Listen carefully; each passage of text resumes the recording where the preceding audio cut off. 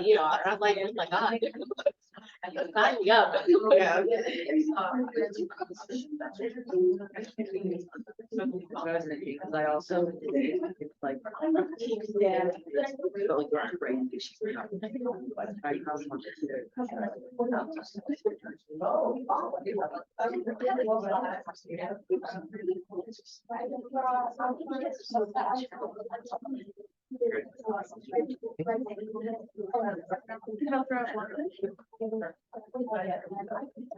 Actually, like, I'm trying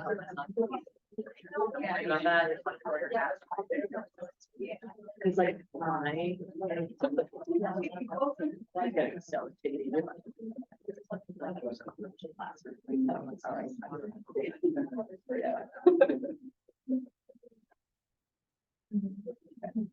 I really want this to be mince. I know, I thought they were candies at first, but I was like, no. Hi, how are you? Nice to meet you. Other friend, thanks. Still sure. Anna, nice to meet you. Nice to meet you. Yeah. Do you live in New York? Sorry, you're in New York? No, I live in New York. Okay. That makes things easier. Still, nice of you to travel. Where did you oh my God. Yeah. Totally. Yeah. I feel like you guys are like, you could, I mean, all right, guys, we're gonna get started. Thank you everyone for coming, and thank you to our Zoom attendees. Tonight we have Dr. Harner from our home institution, and Dr. Green as well from our home institution. We are waiting on one more panelist, Dr. Jankowski. She's from New Jersey City Medical Center, and then we also have Dr. Roberts from Columbia University.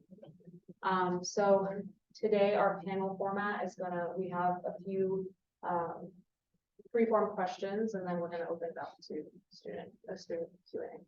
Okay.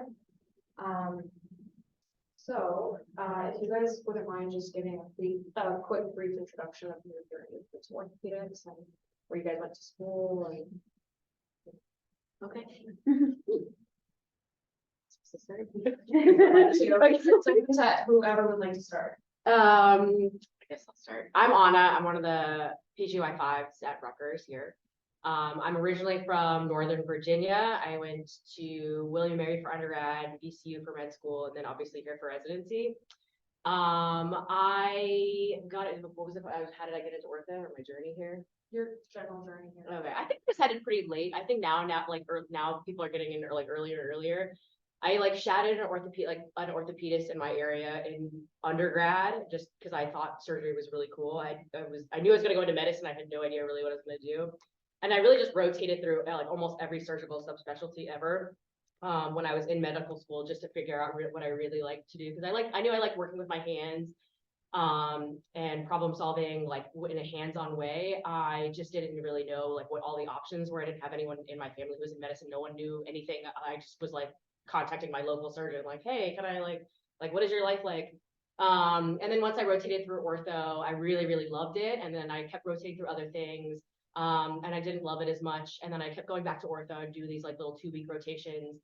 And I had a really great mentor who's a trauma surgeon for ortho, who really like got me hooked. And then I just kind of took it from there, did like research and ended up applying, and obviously it worked out, thankfully.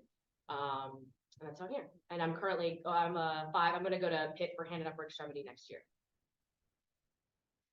My name is Heather Harnley. I'm a pediatric orthopedist here at Rutgers, and I've been here for a while. I've been in the same group since 2007.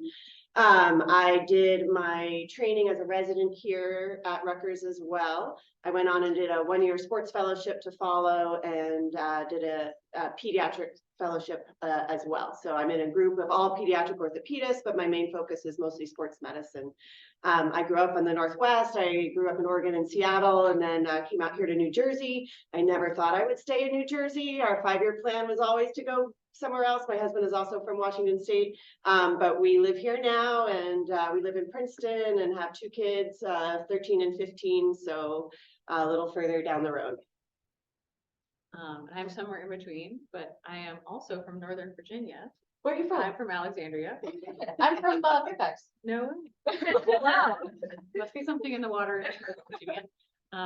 But I did med school at Penn State and then found my way to Harvard for residency.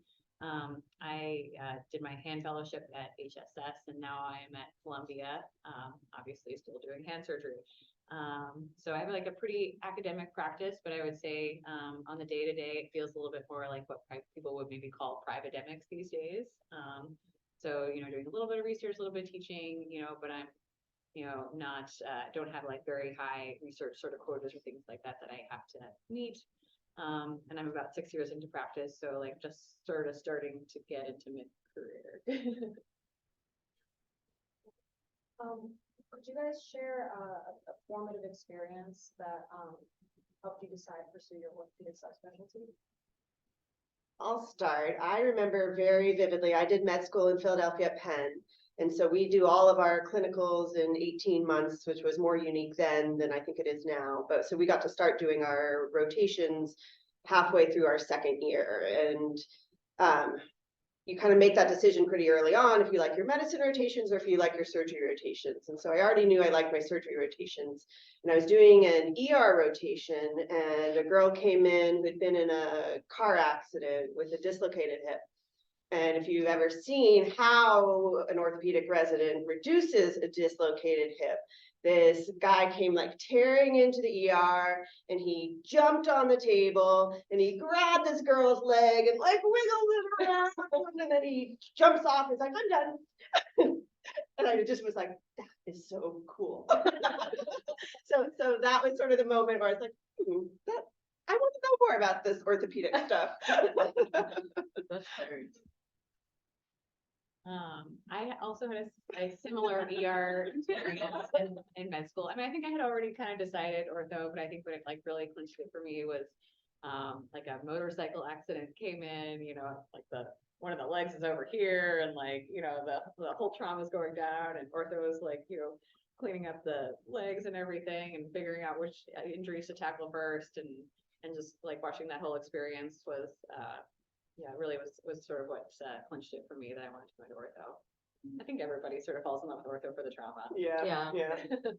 Yeah, I can't think of like a single experience. Mine was very like summative, like a series of like experiences where I was like, this is so cool. And I kept getting drawn back to it. And then we would actually, as med students, like we'd be mostly in the trauma ortho room, but then we did clinic and it was like you saw everybody that you did the surgery on like two weeks prior. And like people were doing so great and they're so great, like thankful and like they were like up and walking. I was like, oh my God, this is amazing. Whereas like not every specialty is like that. You see them in like your follow-up and they're like still really sick or like they're still in rehab, like they're just not like doing as well. But there's a lot of variety. I mean, you treat really sick people, but you also treat really healthy people and like everything in between. So like that, I think it was all of that kind of like led me down the path to ortho.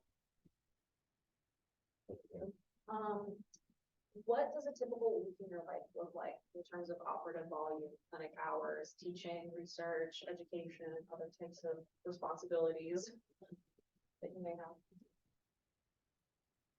So I operate 1 to 2 days a week. And in a given OR day, I'm usually doing anywhere from like 6 to 10 cases. Because I can have really short cases that are 10 minutes or a little bit longer cases that are 2 hours. You know, there are hand cases that do take longer than that, but that's kind of like an average, you know, OR day. And then the other days are like days are mostly spent in the office, seeing patients, but I do have like half a day of academic time, you know, to do research or, you know, plan for talks I'm doing or things like that. I am in the OR 1 day a week and in the office 4 days a week. So peds is definitely more office heavy compared to some other specialties in orthopedics. We have some morning conferences and but otherwise they usually start earlier, but the office hours usually start at like 9. My week is a little bit different because I'm still a resident. I was telling some people that like I wake up at 4:30 right now, and my time that I end the day is like very variable. I'm mostly in the OR 3 days a week, and that varies based off of like what my rotation is. Like I just came off joints, and we were in the OR 3 days, but mostly it's 3 days you're in the OR, And then you have one day where you're in like the office with an attending, and then we have one day of education, which is Thursdays, where the whole morning is like lectures or scope lab or something, or anatomy lab. And then the afternoon is our resident run clinic, where there's no really attending there. It's just sort of like the chief resident, like it's like a top down model, like the chief residents oversee what the junior residents are doing. And then we all kind of like see patients at the same time, and it works out. And if there's any questions, like there's an attending who's like on standby if there's anything that needs to be staffed, or if there's someone needs surgery or whatever. But it's a nice experience for residents to learn sort of like on their own and follow their own patients. And so my days, like my OR days, can end anywhere between like, I don't know, 4 and 8, depending on like what the day looks like. It's just completely variable depending on the rotation and what the day looks like. And then I obviously still take like call, and so depending on my call is pretty nice now, it's like only Q6, so sometimes like I'll have to go in overnight and cover cases and I'm there later, but like my week. Thank you. What are some misconceptions about ortho that you would like to debunk for students going in? But also, are there any stereotypes or like rumors that have been true for you? One thing that's definitely not true is that you need to be a big, strong man. I think I get comments, especially because I just came off joints. Literally, one patient a day would be like, "You're so little. You're gonna do my surgery?" I'd be like, "Yes, I will." And like, I think a lot of people are like, we're kind of shocked. Like when I was like reducing hips in the ER, they're like, "You're gonna do it?" And like, I'm like, "Of course, yeah, I'm gonna do it." And like, I think people were kind of surprised. Like, you don't really need to be. It's not just like brute strength, like pulling in any direction. You kind of like think, like, what are you doing? And like, you use your weight that you have in like specific ways. It's not just like you're just yanking as hard as you can in any given direction. So I think that was definitely a misconception that a lot of people I think still have. I think most of the stereotypes are pretty true, other than that one. I think, what were those Dr. Glock things of the? glaucoma flecking? Yes, most of those are true. Orthopedists have a reputation compared to every other surgeon of being a little more carefree, like just not being into the medicine and just broken bone, me fix it. And that's not true of every specialty, but I think that's underlying every single orthopedist. Yes, exactly. We just said that earlier. No, I would agree with that, but I mean, for good reason. I think, you learn like no orthopedics in med school. It's bananas. Yeah, You it really spend 4 is. years doing ortho, and 4 years doing medicine, and then you go and do something completely different for 5 years. So true. it is hard to hold on to all of that stuff. Which I always tell people, I used to be really smart. I was Kind of going on that line, because this is women in ortho panel, what has your experience been like just being female in a historically male dominated field? You could do like specific experiences or just general like themes that you've seen. Okay. I think at least when I was in training between 2000 and 2005, I think the most pushback I got was from patients. And I still in the office will once in a while, and they're genuinely just asking, "You're my surgeon? Like, I've talked to you, I've met you 3 times and you're my surgeon?" And I keep having these moments like, yes, I am. Yes, I am. And I think the general public often just doesn't always link those two together. So I think that's what has been the most true over the last 20 years for me. Yeah, I mean, I definitely get patients who keep saying, "So when they do the surgery," and I'm like, we've been recruiting for like 5 years. Like, I'm the surgeon, right? Like, there's no one else to meet. There's no other curtain. But it's true. You still have to tell people that. Yeah.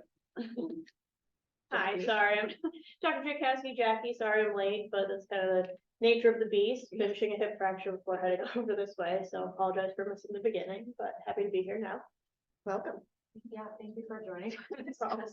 No, it's okay, we totally understand. Would you mind just briefly giving a quick introduction of your background, and then we can jump on to the next question? No problem. So Jackie Jakowski, grew up in Massachusetts, did my undergrad at Holy Cross in Worcester, did my medical school at University of New England, College of Osteopathic Medicine, then have been a lifer at the RWJMS system. I did my residency fellowship, and now I'm attending in the practice there. I did my fellowship in combined orthopedic trauma and adult reconstructive surgery. So just finished my first year of practice and grinding pretty hard. So our next question is, do you believe that there are any qualities that are shared amongst successful orthopedic surgeons? Any qualities? Like, are Oh, there okay. specific like patterns and qualities that you guys see in among successful orthopedic surgeons? And how can medical students, I mean, it's honestly the same things that got you here to start with, like you're hardworking, you show up, you can. I think one thing that probably is a little bit harder to accept as an orthopedist, and again, it's more that surgery divide of how you can plan for everything and you can have all the right things, but sometimes you need your plan B, and sometimes you need your plan C, and sometimes you need your plan D. So you have to be very comfortable with what can be very exciting and sometimes tension-filled moments, and you have to be okay handling the stress that can arise in certain moments and be adaptable. I guess that's probably the best word that I can come up with, is just being able to. I think every single one of us probably lean on the OCD's tendency of this scale, and everybody's made their lists and checked everything 3 times, and there's still going to be things that just surprise you, and that's how our bodies work, and that's how people work, and that's how hospitals work, and it's just being able to manage that without blowing a gasket. I mean, I agree. I think to be a surgeon, a lot of us are pretty type A. But I mean, I think the successful ones are the ones who are really able to keep calm in those very intense moments. You know, there's a word equanimitas, which basically means like sort of being cool under pressure. And I think that's really important for a successful surgeon of any type. I think, you know, the interpersonal skills, that's huge just for your career in general, you know, outside of the operating room. The operating room itself is a very small part of what we do, and it's how you manage people and your teams and working within the system. Beyond the operating room, that's really going to make or break your career, because people remember how you interact with them and how you talk to them and how you manage the team, and that's really what your reputation is often built on beyond just your surgical skills. I'm gonna respond just for the perspective, because I'm still a resident. I agree with all of the things that they said. I think what makes a good orthopedic resident is just being really hardworking, which sounds like really like obvious, but like you have to put in the work, and it's like very time consuming, and you're exhausted like 24/7. But you have to be willing to like push past that, and like we have a job to do. We're here to learn. We're also here to help patients, and we're all part of a team. And being willing to contribute to all of those different parts, I think is really important. Is what makes a good resident. Because that doesn't change when you become an attending, it becomes worse, actually. One of my attendings used to say there are 2 kinds of residents. There are residents who make check boxes, and there are bad residents. And those skills will serve you as an attending, because you know, you just gotta get the notes done, or you're gonna get the nasty gram from your boss. It will not stop. Speaking of residency, what was the most important factor for you in selecting a residency program?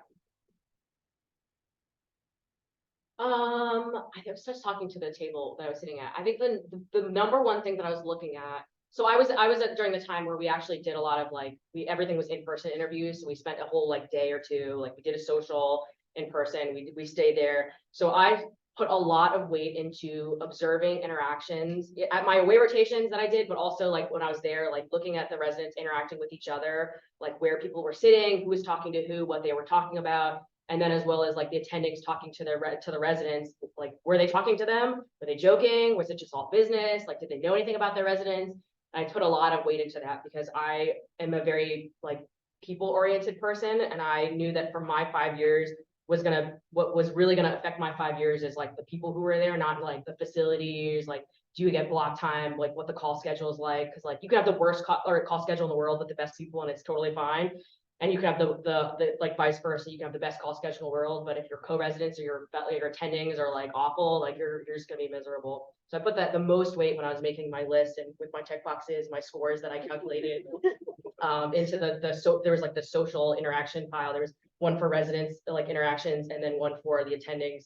And I ranked them, and that with a lot of other factors, and there was, yeah, anyway. And in the end, to be honest, it's not really only your choice. It's not like how you get your college acceptances or your medical school acceptances. It's a match. And so you submit your list and then other people submit their list, and maybe you get your first choice, maybe you get your fourth choice, maybe you don't get any at all. And so that's just the reality of how it actually works. I 100% agree that the people are always going to be ultimately super important. For me, it was also my personal life. It was geography. My husband was still working here in New Jersey, and I wanted to be near him. And this worked out for both of us. And we got married. He was my boyfriend then, so to be honest, but we got married halfway through residency, and were able to live together. And I was able to go home and have dinner with him, and all of that made my life a lot better. I was single. At the time. So, I mean, I was really looking at sort of the breadth of experience that I would get. You know, I was looking at programs that had, you know, many attendings and, you know, all the specialties. So you would really have a chance of like really great exposure to anything that, you know, you might become interested in. And then I think what's, you know, location definitely plays like a role on sort of what programs you focus within that sort of interest. So I rotated at some programs in New York because that was of interest to me. And I agree, you really also like on your away rotations, observe the interactions. And I definitely saw some interactions that I really liked and some I was a little bit concerned about, which also played a role on my rank list. So it's a combination of all those. I think almost even going a step before, what helped me a lot was that I was more meticulous about where I was trying to figure out where I wanted to audition or do my away rotations. In the DO world, we called them audition rotations, not aways, because everything was away for us. But so when I was looking about where I wanted to apply for rotations, I tried to find places that prior people from our medical school had matched, so that I had someone to be in contact with that would give you honest opinions. From a female perspective, I wanted to find a place that had accepted women in the past, you know, not that that was going to make or break my decision, but maybe a little bit easier if they already had one and you weren't going to be the first. I left now because I ended up being one of the first in my residency program. So, you know, great ideas, but how it works. And then if you have an inkling of what specialty you might be interested in, obviously don't marry yourself to that. But if there's a program that's a little bit heavier in one specialty than the other, and that was a really good piece of advice that I got actually while I was on audition rotations.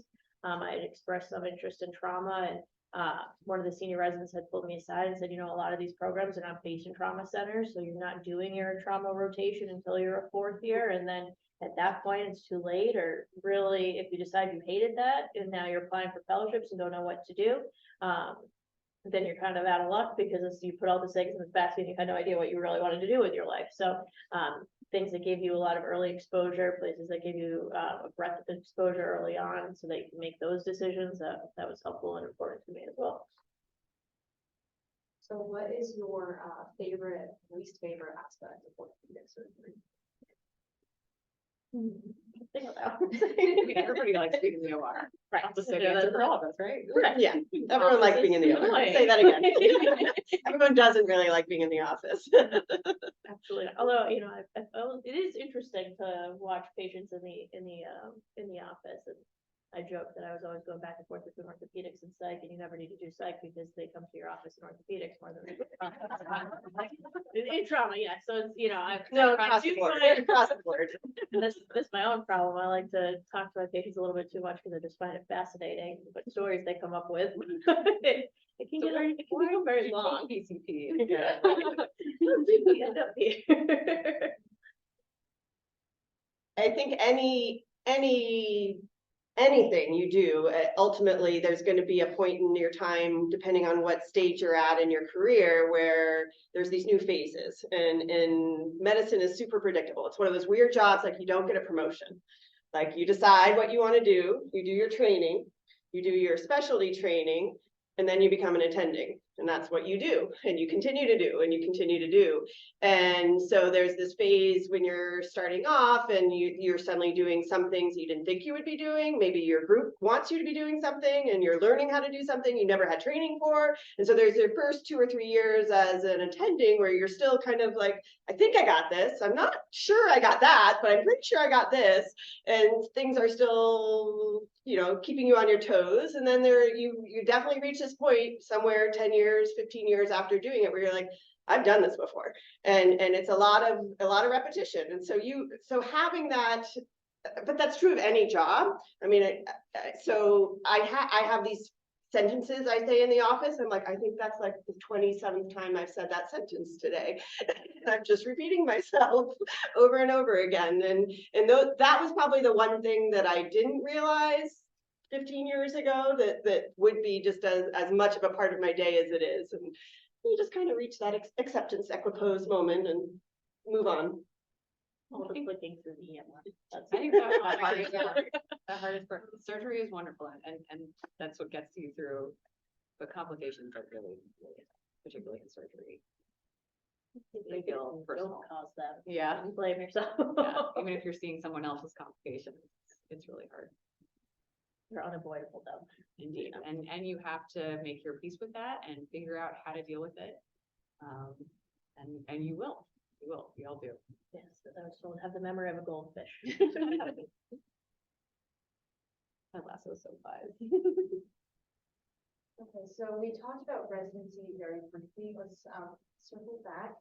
And we wanted to ask about, because this is like a safe and open space, we wanted to ask about any experiences that you've had or any like things that you've had that where you felt like discriminated against or maybe just singled out in any part of your training at all. And how did you deal with it at the time? And looking back on it, how would you deal with it now if it's different?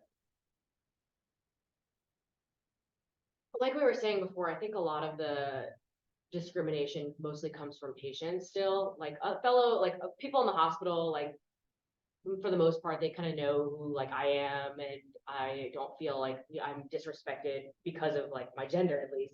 They hated me because I was an intern or something, you know, but not because I was a woman. But I do remember, like, especially when I first started like taking call, being in the ER and patients, I had this guy who had a trimal ankle fracture dislocation. I like, you know, did the consult. There's a med student with me that day who happened to be a male. And it was like, okay, this is your diagnosis. Like, this is the plan. I like closed reduced him, splinted him, took him to x-ray, like talked to him. I like had him sign all the consents, which is like 4 consents for things. I was like, do you have any questions? And the entire time you're just looking at the male med student who literally didn't touch the patient. Like it was like an M1, like they're like a shadowing day. Never said anything to this patient. They looked at the patient and I was like, are you asking someone about a question? I was like, I thought I was blind at first. I was like, wait, can he not see me? I was like, oh my God. And then I realized he literally thought I don't know who he thought I was, but he thought this like random medical student who's with me for that like one day was the like guy who's the surgeon who's going to do everything. I was like, this is really bizarre. I didn't say anything. I was just like, all right, can you sign the papers? Like, here we go. I'm like, I probably would do the same thing today. I'm not very like, I'm like, you're a surgeon, you must respect me. But I was just like, this is very bizarre. This has never happened to me before. And I still remember it to this day. I was just like, wow, that actually happened. People actually think that about like women. Sometimes they don't really like think of us as being like surgeons. I don't know. It was very bizarre. I would probably do the exact same thing though. I'd just be like, all right, can you sign the paperwork? We're gonna fix your ankle tomorrow. Just be yourself. That's really the end of the day. You know, your reputation is being built on your work ethic, and it's maybe this is crass, maybe it is what it is. But if you just like everyone else, and I would say this, male, female, otherwise, shut your mouth and do your job, right? That's why you're all there. And, you know, a lot of times, the squeaky wheel gets the oil, as they say, and never that you shouldn't advocate for yourself. Absolutely, if something is wrong, and you should escalate it as you see fit, but we're all here to do a job. We're all here to work together, and you are, at the end of the day, part of a team, and the team works well if everyone understands that. I never had any, issues with that because I shut my mouth, did my job. If I was told I did something wrong, I said, sorry, it won't happen again. And guess what? It didn't happen again. It's very simple ways. None of this is rocket science to survive. It's just doing the right thing. And as long as you do the right thing, you know, you're clinically sound, you had reason for your judgment, you're honest about why you did certain things. We all make mistakes. We're all gonna make mistakes. No one's gonna single you out for making a mistake because everyone does that, but it's, you know, accepting the responsibility and, you know, being a mature adult. And I would expect that of anybody that came through a residency program. I think the days of truly overt gender discrimination are not really there anymore. Maybe in rare instances. I think what I experienced more in my training and what, you know, as a senior resident, one of the attendings admitted to me was that he was scared to say anything constructive to a female resident, lest it have some sort of consequence on him. And that's what I hear more for trainees these days. You know, I think that's excellent advice, you know, just work hard, do the right thing. Sounds easy enough. And you survive. But I think also like being open to constructive criticism. I mean, you're not going to get any better until, you know, until somebody coaches you and gives you feedback. So, you know, do be open to that and try to change that. You know, I think that's the thing holding women back in medicine the most sometimes these days. You're not, you know, you can have feelings, but you can also accept constructive criticism as long as it's bestowed upon you constructively, you know? Yeah, I have to admit, I don't know if I have a memory of a goldfish, but I really can't pull out any one specific example of anything that I remember experiencing. I was the only female resident throughout my 5 years that was there. And it was a small group, but I remember like people would know if I had done the reduction in the ER when they went to the attending, because the patient would tell the doctor, oh, that girl did it. That girl did it. And so that was sort of the, yeah, exactly. But yeah, I don't remember anything from maybe some crass jokes now and again and gallows humor, but that's kind of universal. And again, I just feel fortunate that I don't have a story to share. I think this also goes back to selecting residency, selecting, you know, where you want to do your away rotations. As much as the program's interviewing you, you are still interviewing the program, and you know the match is also technically meant to favor your rank list over the program's rank list. It's obviously it's an imperfect system, but it is what it is. So you will find where you belong, and there, like we discussed, that each program has its own personality, and maybe some of those are more compatible with yours. I think, you know, I certainly found my home, and I laugh that it was my last one, and everyone says, the ones you care about the least, you should put first and last, because your first you don't know anything, and your last one you're just exhausted of doing the whole thing. So I feel like it was the first one that I didn't put a smile on every day, let my true personality show, and it turns out that that was where I was meant to be, because it just fit in with all the guys at the time. Maybe a little too well, but that's a different story. And obviously orthopedics is very demanding field, and you're all very dedicated to the craft. So do you have any advice for people who are concerned about like balancing their work lifestyle with their family lifestyle, or just, you know, using the process of like starting a family or building a family during your training and your career now? It's still looking at me. By accident. Really hard at managing your time. I am like so weird about schedules, and I'm the one that needs to know 3 weeks in advance what time somebody's picking up so and who's going to be doing the carpool that day, and it's something that I have found has been the only way to like make all the puzzle pieces work. And I mean, even like in your career, there's different phases of family life, and there's moments when you need some things and there's moments when you need other things, and you do have to just stay adaptable and ask for help. Don't be afraid to take help in any shape or form. Yeah, there's things that you don't get to do, but then honestly, what I have found lately is that I do have more control over my schedule than I thought I did 10 years ago. And even little things like just making sure, no, you know what, I don't want to schedule my last patient at 5. I want to schedule my last patient at 4:30. And that just suddenly gives me this like whole extra hour at the end of the day where I can do things and make it all work. So I think there is more I think that, yeah, I think there are more ways to make it work for you than, you might think there are when you first start out. I'm not sure when you had your kids, but I insert like a sub question. I get asked a lot, like when should I have kids? Can I have kids? Like, is this even possible? Yes, you could definitely have kids, obviously. And I think the answer is whenever is right for your family. Yeah. I mean, more and more, people are having kids in residency. When I was in residency, the first female resident got pregnant. It was like such a big deal. Like, what are we gonna do? But it was fine, and now it's becoming more and more common. And I don't think you should hold back until a certain point in practice. There's never gonna be a good time. Just do it when it's right for your family. It's honestly never, gonna be the perfect time. I just keep pushing it off on my husband. If anybody else has tips, I'm open to them myself.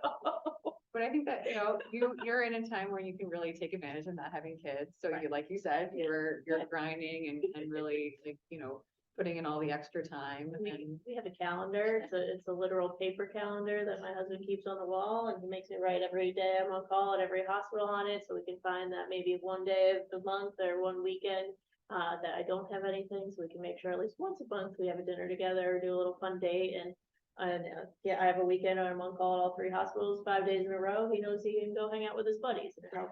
There's no resentment if I'm not around, and it's not like he's sitting around waiting for me and then I'm abandoning him. There's days that does happen, don't get me wrong, or I wasn't supposed to go in and I go in, because that's a problem I have as well. But at least we make the effort to find those, golden days to make it work. We're gonna ask one last question before we open up to the students for their Q&A. Could you share a piece of advice that you may have received as a medical student or as a resident that you still, carry with you today? Just be prepared. I had, it's as simple as it sounds, be helpful, but don't get in the way. We want you to be there at all times, so we know you're there, but don't need to follow me to the bathroom kind of situation. Someone told me very early on, right before I started all my away rotations, know the 3 basic things. So if you're all about to go into that, know, wrist fractures, ankle fractures, hip fractures, know those classifications, because you're going to be asked at every rotation that you go to. I had a binder that every case that I went to, I made a little cheat sheet about anatomy, approaches, whatever. And then that way it was literal paper. As you can tell, I'm not really big in technology, but that way I could take the little paper out, put it in my pocket, and review it right before I went into the case, so I could be prepared for every question that was asked. Add to it every single time. I don't know where any of the papers are now, because it's been thrown out and scrubbed, but I brought it with me to all my rotations in the beginning of residency. And it's something that stands out as well, because obviously you're coming prepared, you're putting forth the effort. Again, you're not going to get every question right, but if you know a lot of things, that's going to go a long way. It's just, and that doesn't change when you're a resident as well. Every case that you go into, you want to be prepared with questions. I would bring an article with me, discuss with the attending, and say, hey, I looked at this. I don't know if this is exactly what we're doing. Do these concepts apply? But at least it opens a conversation and shows that you're engaged. Without brown nosing, like, and you're learning along the way. And then they want to teach you back. One thing someone said to me early on, which I think really stuck with me, was, in the beginning, you don't have any skills. All you have is your reputation, your work ethic and your integrity. Knowledge we can fix, skills we can fix. But, things like lying or laziness, like, they're not, I can't fix that. So, that always really struck with me early on. I have a memory of Dr. Coyle talking about how, you spend all this time learning how to do surgeries, and you kind of go into your career thinking that that's your purpose in life. But in reality, you do spend a lot of time, treating people and treating patients. And in orthopedics in particular, more so perhaps in other specialties, there are many things you can do, but they're not always things that you need to do. And so kind of having those moments when you really have to step back and say, I know I can do this, but is that really what's best for this patient? And sometimes it can be just as important. What he actually said was just that sometimes it can be just as important to decide when not to operate as it is to decide when to operate. And just kind of keeping that, I always have that voice in the back of my head. I think the only thing that I can really remember of like something that someone told me, and this is like very specific to being a medical student, was be present but not too present, which kind of goes back to what you were saying. Like you want to be there at all times to help when needed.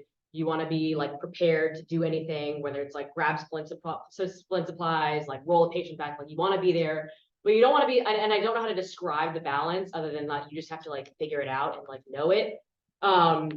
But I remember like people telling me like when I was asking for advice about aways and like rotations and stuff, it's like be present. Like you always want to be there because like when you're not there all of a sudden and like you have something that's such a like perfect medical student task and you're not there, like that's what the people will remember about you. Not like that you were there like 99% of the time, just like waiting to do something. So you just like always want to be present, but you don't want to be like that overbearing person who's just like, oh my God, like what, or like follows you to the bathroom, or like it's like too much. And like, there's just like some delicate balance that I don't know how to quantify for you, but just to like think about it and like be ready, be prepared, like she was saying. But not too present. Thank you. All right, students, you guys ask away. I can ask a question. So I'm Christina, I'm 4. And I want to thank you guys for sharing all your experiences. Hearing FM1 from women orthopedics really helped get me interested in the field, just because I found that women in orthopedics have been so open. And then obviously my experiences on OAs have solidified that. And so I wanted to ask if there's any advice you would give as someone who's nearer to residency, like the strategies you use to avoid burnout and to continue to be successful throughout residency. I know we talked about time management and being prepared, but anything else specifically that you employed found helpful? I got a dog. Yeah, that helped. That I honestly had a helped. dog when I was a resident. That helped me. So when I was an intern, it was like during COVID. That was when it hit really hard. I was in trauma. I remember this very vividly. I was trauma. It was January. It was cold. I was on nights. I was alone and sad. I hadn't seen my now husband, boyfriend at the time, like for a long time. Like I hadn't seen sunlight. I was so depressed and it was just like miserable. And I was like, I grew up with a dog that passed away shortly before residency. And I just like looking, I was like, I'm just gonna look through like these adoption sites. And I kept sending pictures like at midnight, 2 a.m. to my now husband. And he was like, what are you doing? Like, we can't have a dog. But then his like job became completely remote. And I was like, we're getting a dog. I'm sorry, I applied. And then we got a dog. And my quality of life, even though to be honest, like he's the primary caretaker because I am not home most of the time. My quality of life is like what was like drastically improved. Like coming home and like having my dog just like so happy to see me at the end of the day. Like plan accordingly if you're gonna get a dog, guys. But I honestly think the same core tenets, and it doesn't just apply to you as a resident. I mean, it still keeps me going on a daily basis now, is your relationships. And that can be with a partner, it can be with family, it can be with the people you work with. But that's huge. Get outside any chance you get, whether you're walking your dog, whether you're walking the 10 minutes to work, if it were dark outside. But yeah, just take those moments, go for a 30-minute walk, go for a bike ride, move your body, like that's just key. And then for me, it's meals. It's like just whether it's 1 day a month or one every Sunday, or just getting together and sharing meals. And my husband and I both love to cook, and that's kind of like our evening routine is, and so those are just the tenets of what helps keep me sane, I guess. It's really important to work at that work-life balance, which I know sounds like kind of like an oxymoron, but it just won't happen by accident, and it's so important. My husband and I both really saw people at the institutions where we trained who were maybe from a different time in orthopedics, and we're just gone away at conferences all the time. They're big like superstars, and like unfortunately have like some really sad family stories kind of as a result of neglecting those relationships. So we really consciously, formed our lives around making sure that we're home at certain times, trying to like, clear weekends to do things as a family, working at our office schedules, optimizing the efficiency so we get home for our kids. And that's been really rewarding because as much as we love our patients, like they're not going to be there for us when we're 70 to, hold our hand up. Honestly, the get outside thing is really the key. When I had the revelation as an intern that you could study outside and still be productive, that was a real game changer, as sad as that sounds. I have a hammock now in my backyard, so at least if I can get like an hour during the summer to just sit in the hammock and take a nap, that makes an abundance of difference. I got really into Orange theory at one point in residency. I can't do that now because the cancellation policy changed and I was losing a lot of money. So I have a Peloton now that I try to get on as much as possible, but maintaining some physical activity always helps your mentals, and keeping in touch with friends, and if you have support system from medical school, those are honestly going to be some of the best people to keep in touch with, because there's not a lot of people that you grew up with maybe that are understanding what you go through. So finding the support system of the other people in this room that you can keep in touch with, share your stories with, and remind you that you're not the only one going through it, that you're not crazy. What we chose is maybe a little bit crazy, but other people are surviving and you can too.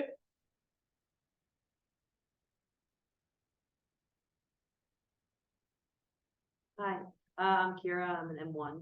I'm just curious, as somebody who's first year in medical school, and you've all gained mentees throughout the years, now attending as a resident as well. What is your advice on your experiences with people reaching out to gain mentorship, whether that was through them shadowing in a day in your practice, or whether through a cold email? What do you think really makes a good mentor-mentee relationship, especially as a first year to resident or something?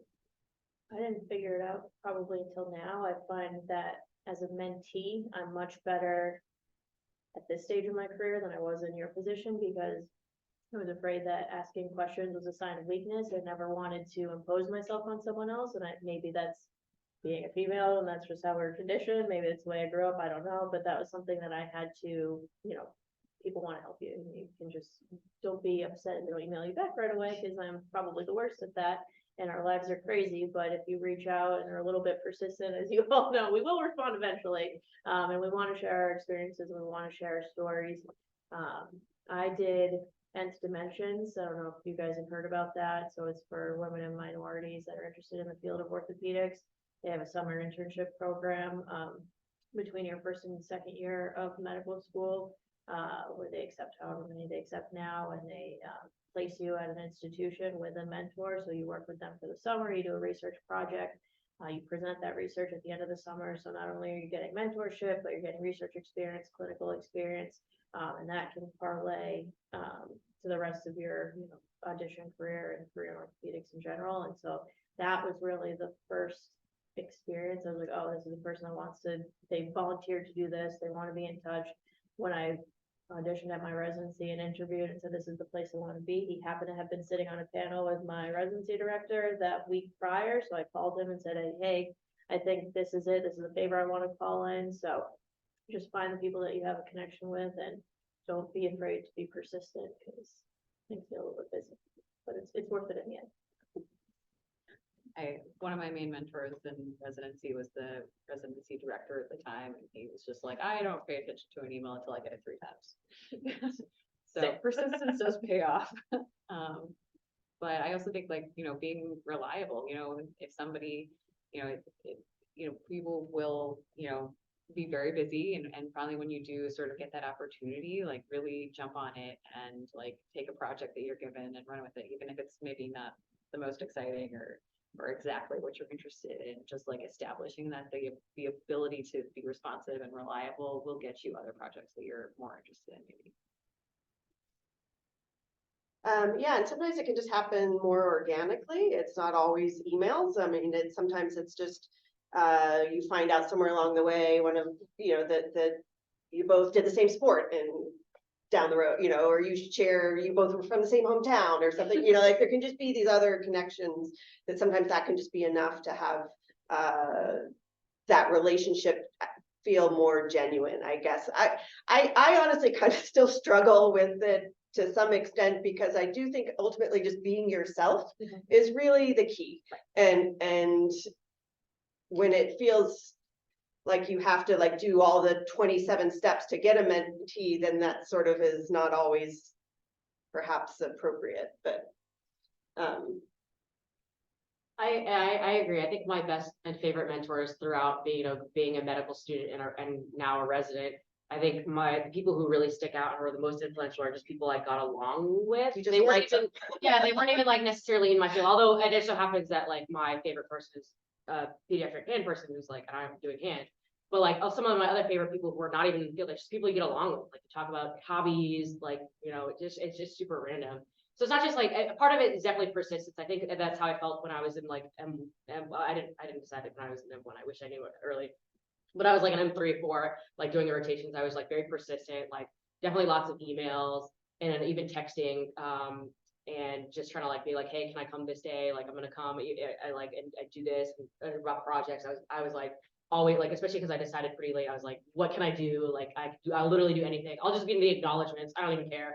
Like I'll do any project to sort of just like be involved and like see what ortho is like. And that's definitely how it was like in the medical school years. And then in residency, it was just like, oh, I really like you. Like we have a lot in common, like personality wise. Like you should be my mentor. I mean, we didn't have that conversation. It was more organic than that. But yeah, that's kind of how it ends up being. I think those are the best relationships and just getting like life advice from those types of people.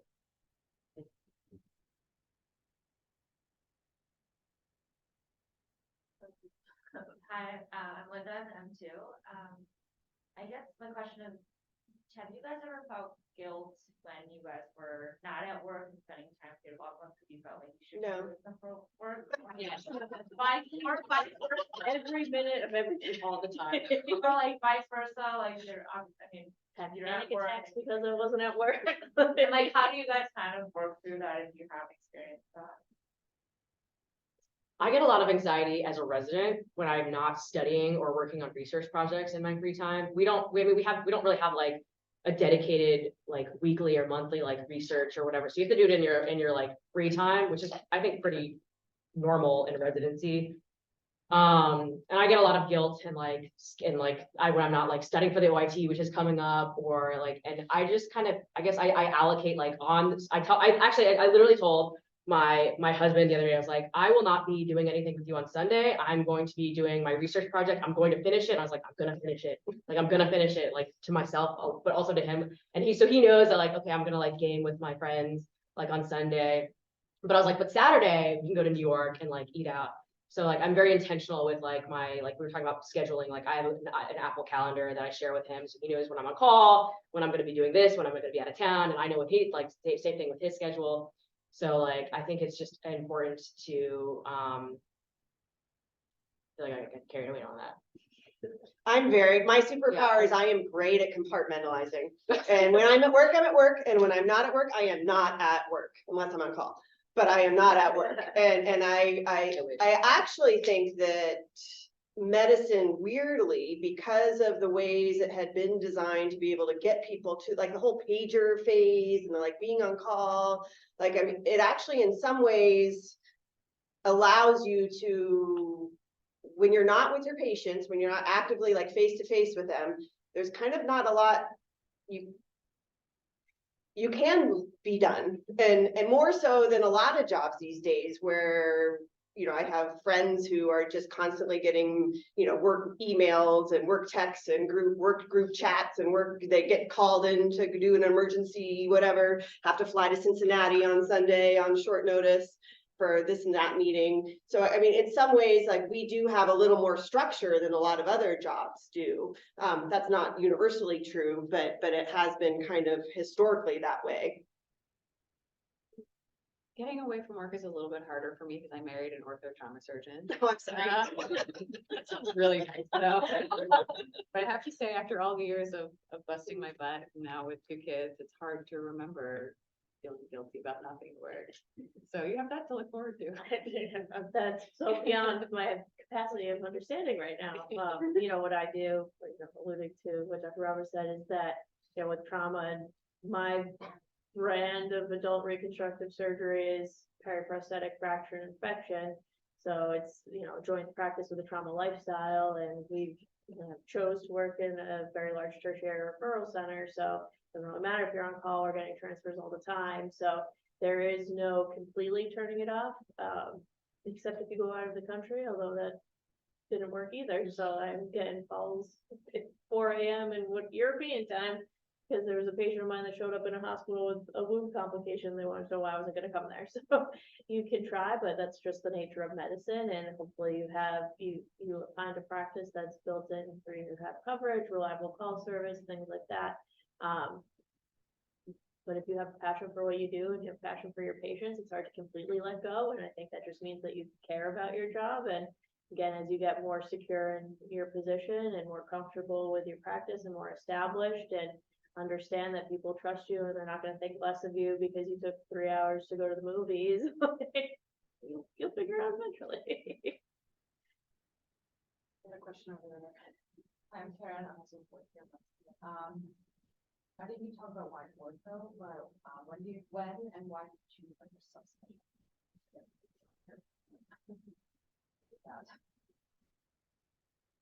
So at the instant entrance internship that I did actually kind of put me on that track. So I'm perhaps one of the rare people. I knew I wanted to do orthopedics in high school.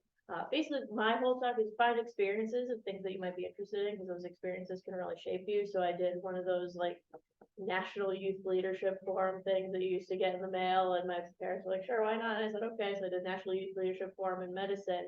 And at that point, I didn't know if I like had the stomach to be a surgeon, and they took us to a medical school, and we went to a cadaver lab and had all the pro sections. And like, this is really sweet. I think I can do this.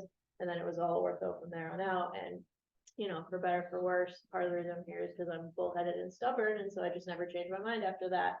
But when I did have dimensions, I was paired with a trauma surgeon down in the University of Mississippi, and just I thought I was going to do sports because I thought scopes were cool and athletes were cool, and then I said I don't want to do that at all. I want to do these big open things. I want to sling the mallet around. This is a blast. And again, because of stubborn and bullheaded, that was between my first and second year of medical school, and then I never changed my mind. So, but again, be open. You can seek experiences early in your medical career. I didn't decide all that early, maybe like in the third year or something, but like you really do need to be open as you go through your rotations, because you honestly it's frustrating as an attending to get someone who like has just decided they're doing joints and don't care about anything, but you'll use those skills in in other rotations and whatever you do. And also, like, you just never know what you'll end up liking. And a lot of times you go into something that maybe you didn't think you would initially like because you find a really great mentor, Mentors, I think every mentor really can shape what you go into.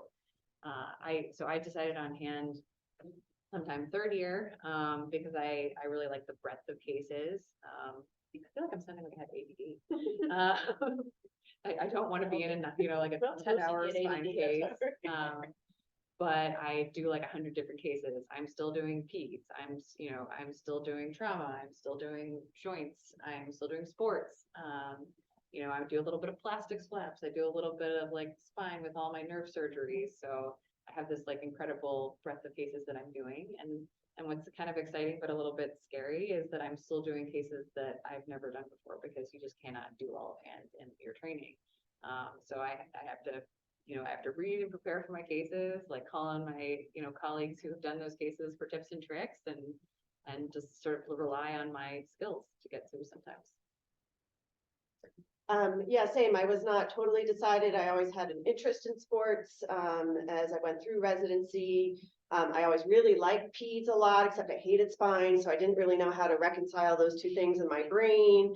And had applied and decided to do sports, but then was approached by the peds group here saying that they really wanted a peds person that did sports. So it worked out for me to do some additional peds training kind of more after the fact. So my job opportunity actually kind of helped shape some of my training as well. So I am only a fifth year resident, so I haven't done my subspecialty, but I'm going to be I'm going into hand and upper extremity at Pitt next year. And what drew me, I realized at the end of my second year rotation, so we do our rotations, we basically rotate through everything by the end of your third year, which is your end of your juniorship, which is good because then you start applying the following year. So you've done everything for 4 months at least by that time point. And after I finished my hand rotation at the end of my second year was when I realized I really wanted to do hand for exactly the same reasons. It's like you do a little bit of everything in ortho, like arthroplasty, you do sports, you do peds, like you do whatever you want. And I wanted to do full upper extremity because then you could do like shoulder replacements and shoulder scopes and rotator cuff repairs and stuff. So for all of those reasons is why I applied upper extremity. I do think you still need some plasticity to it all, because sometimes, I mean, even when you're in a job for a while, or maybe you move, and you get a new job, and maybe that group wants somebody who does what you do, but also really the last person that did that job also did this. And so can you do that as well? And even if it's not something that you thought you knew how to do, like maybe you do get a little extra somewhere along the way. And I think that the group that you end up joining, the hospital that you end up joining, whatever your work environment is and kind of what their needs are, sometimes ends up dictating what you end up doing. So even if you have this very set idea of, well, I did this, this was my fellowship, this is who I am, sometimes that's still fluid. And you're gonna have to take call. Yes. With the exception of Canon's 5, you're gonna have to take call.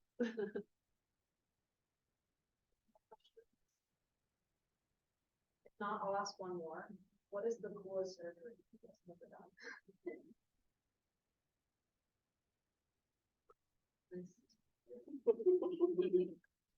I have to say some of the tumor stuff I did as a resident are still I was gonna say, just like this was burned and etched into my memory. one of the coolest things I was a part of. Oh, actually, no, I have two answers. Both are upper extremity.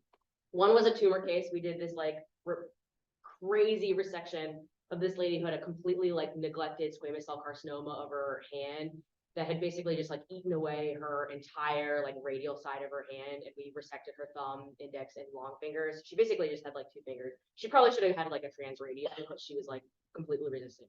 I can't believe that she let her hand go on for that long. It had been going on for, it was like rotting off of her. We did that, so that was cool. We did that at Sloan Kettering for our off rotation.